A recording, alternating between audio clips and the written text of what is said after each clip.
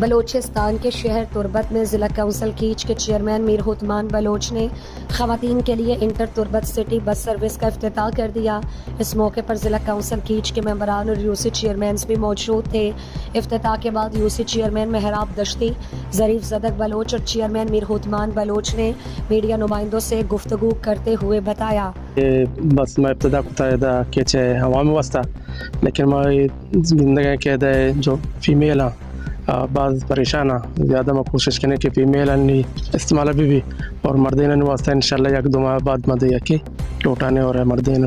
वास्ते इस्तेमाल चालू करने। एम्बुलेंस से इंशाल्लाह मैं कोशिश है कि 2 एम्बुलेंस बोलाने में भी तैयारी में करने गए थे। आवाम वास्ते सहूलत है कार भी करते ये भी कौंसिल की तरफ अच्छे माँ गिफ्ट करने आंदा है बदा बरूच के ओपन एक सरमरी बुतगा एक कोस्टर है और डिस्ट्रिक्ट कौंसिल में अच्छी किसी में ज़रूरत होता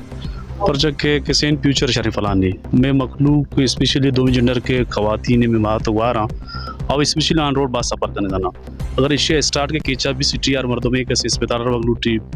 ये किसी कसा किसी ट्रांसपोर्टेशन की ज़रूरत भी उड़े या ये सहूलत दा पर चाहे अदर किसी अकदमी के प्राइवेट के ट्रांसपोर्टेशन है उदे मज़ा जर्रे के रख भी ये मज़ा सहूलत थी गपेशे के मीर साहबा बलाएं शर्रें कार एक होता ने के मलिकला में इलाका तो कुछ कार बाज कम बुता